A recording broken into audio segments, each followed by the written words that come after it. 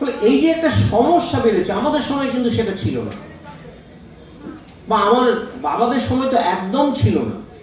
ভালো থাকা, সুখে থাকা, সেটাই ঠিক আছে, এবং অনেক বছর পর্যন্ত মানুষ বাঁচতেন। আজকাল আমাদের ডাক্তারের কাছে যেতে হয়, ওষুধ খেতে হয়, এমন কোনো বাড়ি নেই যেখানে ওষুধ কেউ খায় না। ওই গৌতম বুদ্ধ বলেছিলেন যে 1 কোটি শস্য এনে দাও এমন বাড়ি থেকে যেখানে কেউ মারা যায়নি। তা আপনি যদি আমাকে বলেন আমার বাড়িতে রোগ, আমি বলবো এমন একটা বাড়ি দেখিয়ে দাও যেখানে কেউ ওষুধ খায় না, এমন একটা লোক দেখিয়ে দাও যে লোক ওষুধ খায় না। এগুলো হচ্ছে কেন? এত দুশ্চিন্তা, এত দুশ্চিন্তা, এত আকাঙ্ক্ষা সবসময়। এবং মোবাইলটা খুলুন তো, দুশ্চিন্তার সবচেয়ে বড় মেশিন হচ্ছে মোবাইল। আপনার কাছে আসবে এইরকম এইরকম হলে এইরকম রোগ হয়, এমন সব দেখাবে, আপনার মনে হবে হ্যাঁ আমার তো ক্যান্সারই হয়ে গেছে, সববার ক্যান্সার হয়ে গেছে, এমন সব দেখাবে। এইটা হলে মাথা ধরে টয়লেটের অসুবিধা আছে, এইটার অসুবিধা আছে, ঘুমের অসুবিধা। আপনি ভাবেন আমারও কিছু কিছু আছে, আমারও টয়লেট ক্যান্সার হয়ে গেছে। আপনি কোথায় যাবেন?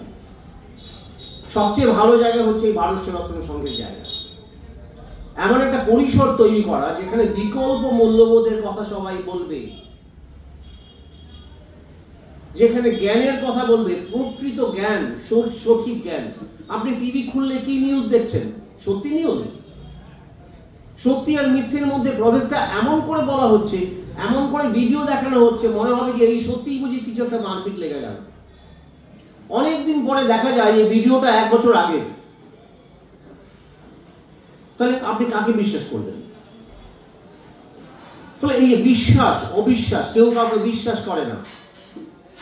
আমি আমার মেয়েকে জিজ্ঞেস করেছিলাম, বন্ধুর একটা সংজ্ঞা দে, ফ্রেন্ড। কি সংজ্ঞা দিয়েছিলেন জানেন? Friend is the best enemy. যে সবচেয়ে ভালো শত্রু সেই বন্ধু। কি অবস্থা! সেন্ট জেভিয়ার্সে পড়তো তখন সে। আমাদের সময় ছিল ভালো বন্ধু 2-4 জন, যার কাছে মনের কথা খুলে বলতে পারতাম, এই হয়েছে ওই হয়েছে, মনের কথা খুলে বলার জায়গা ছিল, মানুষ ছিল। আজকাল বাবা মাকেও বলতে পারবে না, বাবা মা ভীষণ ব্যস্ত। বাড়িতে আসছেন, এসেই বলছেন পর পর পর পর, ফার্স্ট হলি না, সেকেন্ড হলি না, কি হলি না, হতে হবে সবসময়। বন্ধুকে বলতে পারে না, বন্ধু বললে হাসে।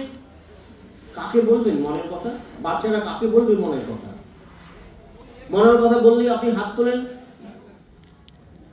এই যে একটা জগৎ এসে পড়েছে, আপনি মনের কথা বলতে পারছেন না, মনের ক্ষোভটা মনেই থাকছে, তাহলে প্রেশার হবে না, সুগার হবে না, তো কি হবে? এবং ডাক্তারের কাছে গেলেই তো ব্যবসাতে জড়িয়ে যাচ্ছেন। ডাক্তার আপনাকে ওষুধ দেবে আর মেডিসিন কোম্পানিগুলো ডাক্তারকে পয়সা দেবে। খান ওষুধ। সুগারের ওষুধ খেলে কিডনি ফেলিওর হবে, কিডনির ওষুধ খেলে হার্ট ফেলিওর হবে, ব্যাস। ফলে লক্ষ্য করুন, আমরা মহারাজজি যে রাস্তার কথা বলে এসেছিলেন, সেই রাস্তা থেকে দূরে সরে গিয়ে আমরা নিজেদের কতটা লাভ করতে পেরেছি, এই প্রতিযোগিতার বাজারে প্রবেশ করে কতটা লাভ করতে পেরেছি। এই ভোগাকাঙ্ক্ষার জগতে আরো ভোগ চাই, লালসা চাই, আরো চাই। করাপশন হয় কেন? আরো চাই তো। মানুষের কতটা লাগে বলুন তো, কতটা লাগে?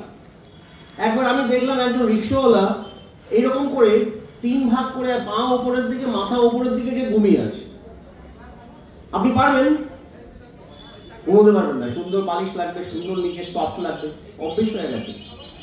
ওর কোনো দুশ্চিন্তা নেই, ও টাকা মেরে দেবে। আমাদের তো দরজা ভালো করে বন্ধ করো, 2-4টে লাগাও, কলাপসেবল গেট লাগাও।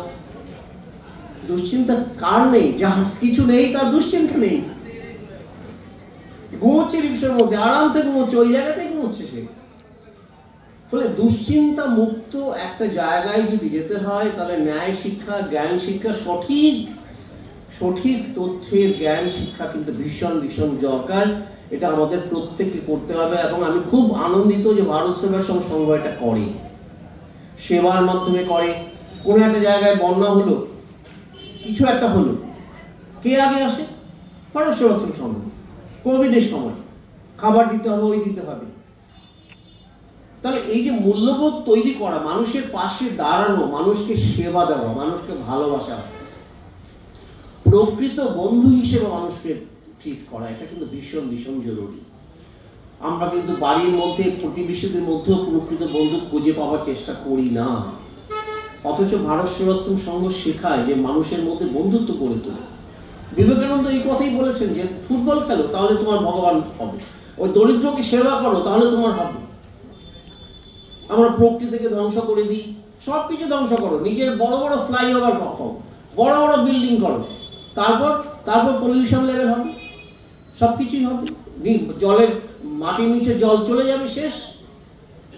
ফলে এই যে নগর ভিত্তিক সভ্যতা এসছে, যেটাকে আমরা বলি উন্নয়ন বলি, তার পেছনেই সমস্ত সমস্যা। এবং লক্ষ্য করবেন কোভিডের সময়, করোনার সময় সবচাইতে বেশি লোক যেখানে মারা গেছে সেখানে বেশি লোক থাকে, আর যেখানে কম মারা গেছে সেখানে লোকজন কম থাকে। গ্রামে কম কোভিড ঢোকেইনি, কিছু কিছু ট্রাইবাল অঞ্চলে কোভিড ঢোকেইনি, যায়নি, মানুষ কম। যেটা সবচাইতে বেশি উন্নত জায়গা সেখানে সবচাইতে বেশি মানুষ মারা গেছে। উন্নয়ন মানে কি? উন্নয়ন মানে কি মানুষের মৃত্যু? নো।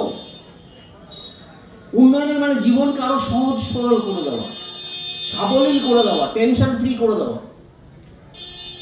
এটা যদি আমরা করতে পারি, সবাই মিলে করতে পারি আলাপ আলোচনার মাধ্যমে, তাহলেই মনে করবো আমরা সঠিক রাস্তায় আছি। এবং বারবার ভারত সেবাশ্রম সংঘের লোকজন যারা আছেন, আপনারা যারা আছেন, তারা বিভিন্ন সেবার মাধ্যমে, এখানে একটা স্কুল হয়েছে, অবৈতনিক স্কুল, দারুণভাবে পড়ানো হচ্ছে, দারুণ চলছে, কিন্তু এরা সাধারণ ঘর থেকে ছেলে মেয়েরা আসছে। এই ধরনের সেবার মাধ্যমে যদি আমরা একটা বিকল্প গড়ে তুলতে পারি, তাহলে কিন্তু একটা জীবনের সার্থকতা আছে বলে মনে করা যাবে। একটা জীবন কত বছর? 70, 80, 90, 100 ম্যাক্সিমাম, তার বেশি তো নয়। কত সময় পাবেন আপনি কাজ করার জন্য? তার মধ্যে ভালো কিছু করি ভাবি না।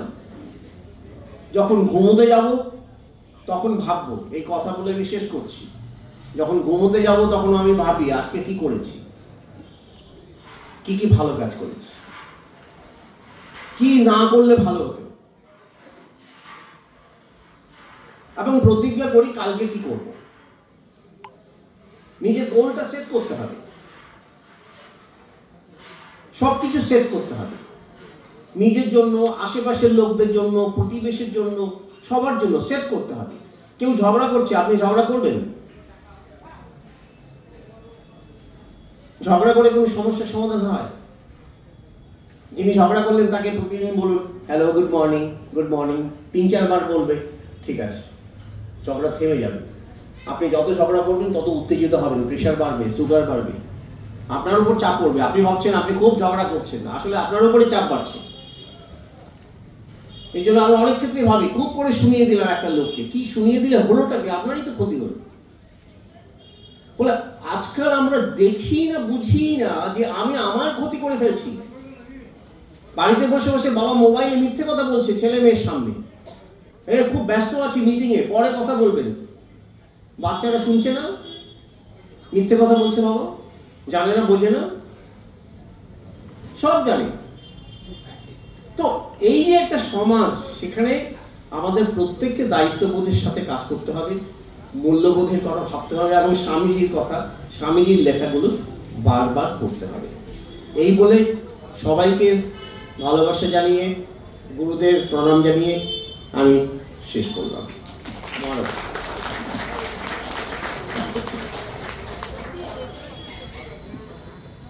আন্তরিক শ্রদ্ধা জানাই মাননীয় উপাচার্য, তিনি আমাদের সামনে যে উপদেশটা দিলেন। আমার